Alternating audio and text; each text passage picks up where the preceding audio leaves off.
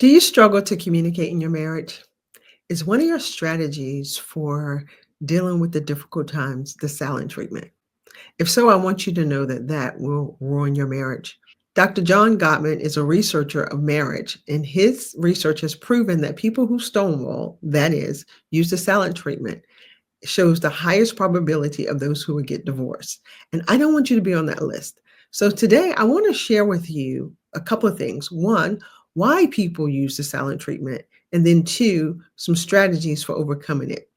So if you're the person who uses the silent treatment, it could be for the reason of simply because you get overwhelmed in your emotions and you don't even know how to express yourself. So it causes you to shut down. Also, those people who maybe have lived in an environment or grew up in an environment where they weren't allowed to use their voice or say the hard things, they have also learned to use that strategy of shutting down and going quiet as a way out. They want to avoid conflict. Listen, I don't count anything as right or wrong. I just know that it's not healthy. And so I want you to have some healthy strategies as to how to deal with when you're feeling emotionally overwhelmed. And we'll get to that. But before, I need you to understand that there are people who stonewall or use the silent treatment as punishment. Those are those people who use it to manipulate situations. Now, they're also struggling with conflict and maybe don't have the language to say what they need to say about how they're feeling, but they have learned this process of I will punish you and make you like be anxious and worry during the time of my silence. And so they use their silence as a weapon. Either form of this in a marriage is a guaranteed destroyer. And I don't want you to go through the whole year of 2025 suffering in your marriage. So here are three things you can do to learn how to overcome the silent treatment or stonewalling. One, I encourage you as a couple, if there's still love in the marriage, if both of you still care, but you simply just don't know how to deal with your emotions, how to communicate them, the first thing I need you to do is I need you to commit to allowing your marriage to be what I call a spiritual marriage. In a spiritual marriage, I believe that God will use our marriages as a what I call a healing bed or a healing pathway. That means your spouse will trigger you. Your spouse will cause all of your anger, sadness, frustration, insecurities to come up. And instead of fighting back or being at war with your spouse, I want you to be at war with those feelings. But I also want you to invite God into those places. I want you to recognize that God is allowing this to happen in your life because this is the area He wants to heal. And He can't heal what He doesn't reveal. So instead of attacking your spouse, pray. Seek God, seek wisdom, learn how to calm down, learn to to control those emotions so that you're not pouncing on your spouse. And so just agreeing in the marriage that this is a place that we can both heal. This will be a safe place, and learning how to be a safe place for one another is the first step to learning how to have a new strategy towards dealing with things instead of using the silent treatment.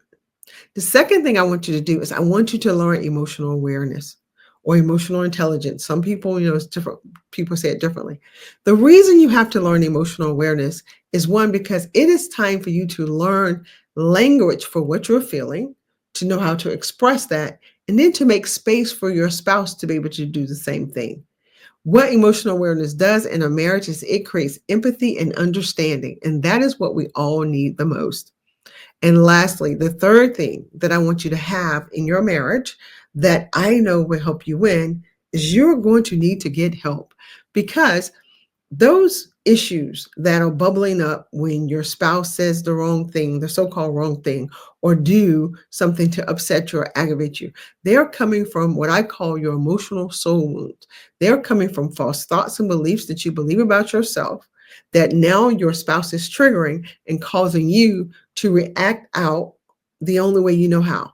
And for those who use the silent treatment, the only way you know how is to either retreat because you're the person who is afraid of conflict and you cower down when those situations happen, or you attack. And the way you attack, if you're the manipulator, is that you use the silent treatment to control, to manipulate, to hold power over your spouse.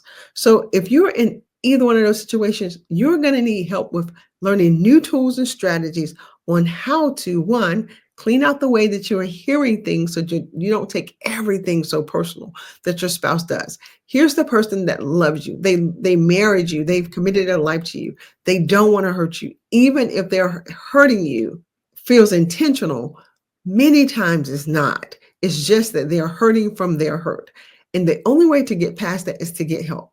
Now, I am a marriage coach. I help my clients get clear about who they are so that they know how they're showing up in their marriage. I also help couples gain the language they need to be able to communicate more effectively.